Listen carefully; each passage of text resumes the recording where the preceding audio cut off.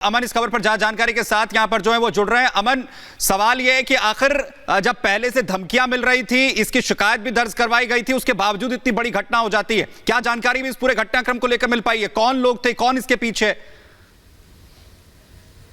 जी देखिए, अभी तक ये नहीं पता चल पाया है कि आखिरकार कौन लोग थे, क्योंकि गाड़ी में सवार होकर i10 गाड़ी का यूज किया जाता है इस सारी घटना को अंजाम देने के लिए। एकदम से वो बीच बाजार में i10 गाड़ी में आते हैं और ताबड़तोड़ गोलियां चलाते हैं, बिना देखे बिना कुछ सोचे समझे उतर के गाड़ी से लगातार गोलियां चलाते हैं और गोलियां चला के उसके बाद जो है वहां से फरार हो जाते हैं। अभी तक किसी ने भी इस घटना की जो जिम्मेवारी है वो नहीं ली है, लेकिन जो जैसे अभय सिंह चौटाला भी बता रहे हैं, नैब सिंह राठी को पहले भी थ्रेट था और इस थ्रेट के चलते हुए ही उनको सिक्योरिटी दी गई थी। हालांकि जब भी वो शहर में जाते थे, बहादुरगढ़ में जाते थे, क्योंकि वहां के पूर्व विधायक है वो, वहां पे जाते थे तो एसपी उनकी सुरक्षा उनके घर पे या इधर उधर बढ़ा देते थे। लेकिन इस समय जब वो चल रहे थे, उनके साथ 3 पुलिसकर्मी थे, लेकिन जैसे पुलिसकर्मियों को, वो भी गाड़ी में बैठे हुए थे, वो उन बदमाशों ने पुलिस कर्मियों को इतना मौका ही नहीं दिया कि वो वहां से अंदर से गोली चला सके। जो गाड़ी की हालत है वो खुद बता रही है कि कितनी गोलियां चली होंगी, 2 नहीं, 4 नहीं, 10 नहीं, बहुत ज्यादा गोलियां चली हैं,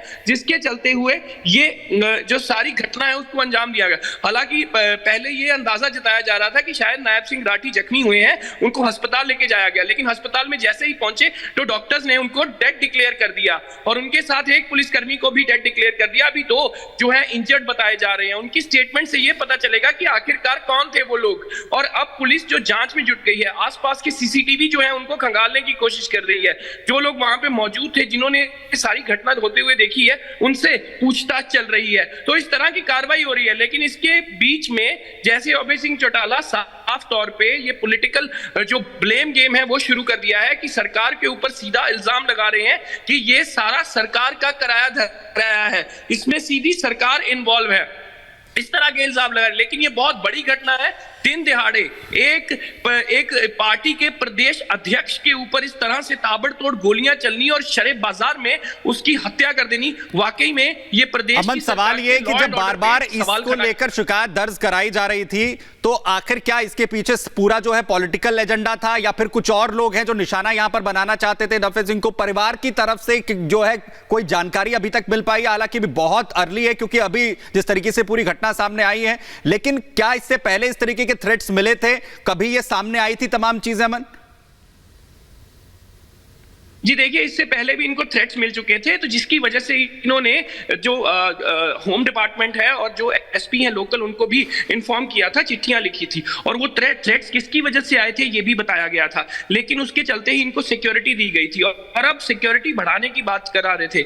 लेकिन ये जो थ्रेट थे और जो ये एग्जीक्यूशन भी है, उसके बीच में बहुत ज्यादा अंतर आ रहा है कि आखिरकार सिक्योरिटी होते हुए भी जो बंदा है वो सेफ नहीं है। अगर किसी को सिक्योरिटी थ्रेट आता है, किसी को थ्रेट आता है, तो उसकी सिक्योरिटी प्रोवाइड की जाती है, लेकिन सिक्योरिटी के बीच में ही उसका कत्ल हो जाता है।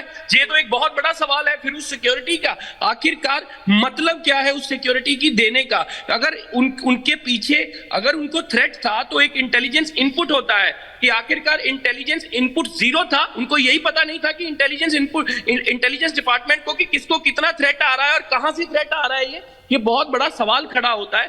दिन दिहाड़े इस तरह की जो घटना है वो बिल्कुल सवाल खड़ा करती है प्रदेश के लॉ एंड ऑर्डर पे, जो हरियाणा की पुलिस पे, हरियाणा के इंटेलिजेंस डिपार्टमेंट पे। पुलिस की तरफ से कुछ बयान सामने आया है मनदीप कि आखिर कौन लोग इसके पीछे थे? क्या कुछ हमलावरों की पहचान हो पाई हो फुटेज के आधार पर, या कोई ऑफिशियल बयान आया हो पुलिस की तरफ से? जी नहीं, अभी तक इस तरह का कुछ भी नहीं हुआ है। हालांकि पुलिस वहां मौका खंगाल रही है, पुलिस मौके पे जाके तफ्तीश कर रही है, सीसीटीवी खंगाल रही है, लोगों से बातचीत कर रही है कि आखिरकार कौन थे ये लोग, कितनी उम्र के थे, कैसी पहचान थी। जो बताया जा रहा है अभी तक वो था कि i20 गाड़ी का इस सारी घटना में यूज की गई है। वो i20 गाड़ी में आए थे और ताबड़तोड़ फायरिंग करके वो वहां से फरार हो गए हैं। लेकिन अभी जो है तफ्तीश शुरू कर दी गई है, आगे की जानकारी अभी तक कहीं किसी भी तरफ से कुछ भी शेयर नहीं की गई। जी बिल्कुल अमनदीप, हम जानकारी दे रहे हैं आप। इसी के साथ साथ दरअसल जिस तरीके से घटना हुई है उसके बाद से पुलिस का भी बयान सामने आया है, सुनिए क्या कुछ कहा जा रहा है उनकी ओर से। गोली चलने की सूचना मिली है और इसमें हमारी सारी सीआईए की टीम्स और एसटीएफ जो है कार्य कर रही है और जो भी इसमें आरोपी हैं उनको शीघ्र अरेस्ट किया जाएगा। किनको लगी है सर गोली? क्या अभी मैं इसमें बिल्कुल स्पष्ट नहीं कह पाऊंगा, तो अभी तो एक बार हम इसको जो है एक बार उनको जो भी आरोपी हैं उनको अरेस्ट करने में लगे हुए हैं। कोई एक्सपर्ट भी हुआ सर? अभी मेरे विषय में अभी मेरे नॉलेज में कुछ आया नहीं, और जैसे आता है तो फिर आपको अपडेट करें। उस मामले में पुलिस जांच कर रही है, आगे बढ़ेंगे। और अब आपको दिखाते हैं उत्तर प्रदेश में, जहां मुख्यमंत्री योगी आदित्यनाथ ने नकल माफियाओं को आखिरी चेतावनी दे दी है। और मुख्यमंत्री योगी आदित्यनाथ ने उत्तर प्रदेश में पेपर लीक पर सख्त लहजे में कहा है, नकल माफिया सावधान रहें। योगी ने कह दिया है, नकल माफिया कहीं के नहीं रहेंगे, माफिया ना घर के रहेंगे ना घाट के। जिसने खेल किया उसे छोड़ेंगे नहीं, और ऐसी कार्रवाई करेंगे कि नजीर बनेगी। नकल माफिया को लेकर उत्तर प्रदेश में लगातार छात्र आवाज उठा रहे थे। पेपर लीक हो गया था, पेपर लीक के बाद फिर से परीक्षा कराने के आदेश भी दिए हैं, और अब नकल माफियाओं को चेतावनी दी है।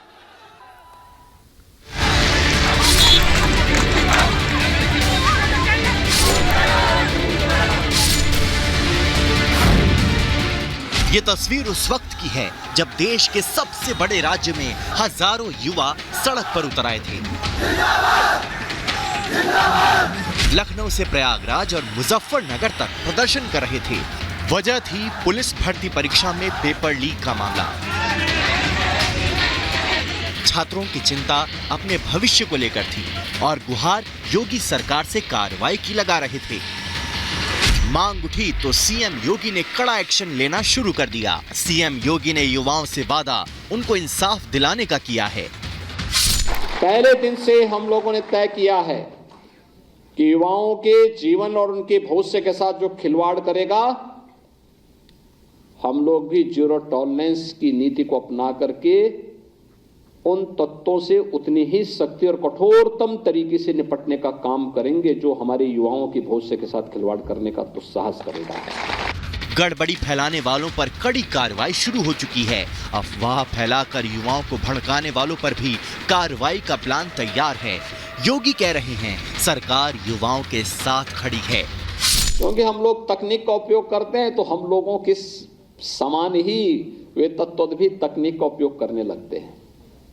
कभी कभी मैं सोचता हूं कि अगर वे लोग भी अगर सकारात्मक सोच रखते तो संभवतः गलत काम नहीं करते, अच्छी दिशा में आगे बढ़ते, खुशहाल का जीवन व्यतीत करते। लेकिन अब वे न घर के रहेंगे न घाट के रहेंगे। दरअसल 17-18 फरवरी को हुई पुलिस भर्ती के परीक्षा में पेपर लीक के आरोप लगे थे। मामला सामने आने के बाद योगी सरकार ने परीक्षा रद्द करने का आदेश जारी किया था। साथ ही 6 महीने के अंदर दोबारा परीक्षा कराने की बात कही। सीएम योगी कह रहे हैं, युवाओं के भविष्य से खिलवाड़ ये सरकार बर्दाश्त नहीं करेगी। अब तो सरकार जब अपनी कार्रवाई कर रही है तो बहुत बड़ी कार्रवाई हम लोग ऐसे तत्वों के खिलाफ करेंगे जो युवाओं के भविष्य के साथ खिलवाड़ करेंगे, और कार्रवाई भी ऐसी होगी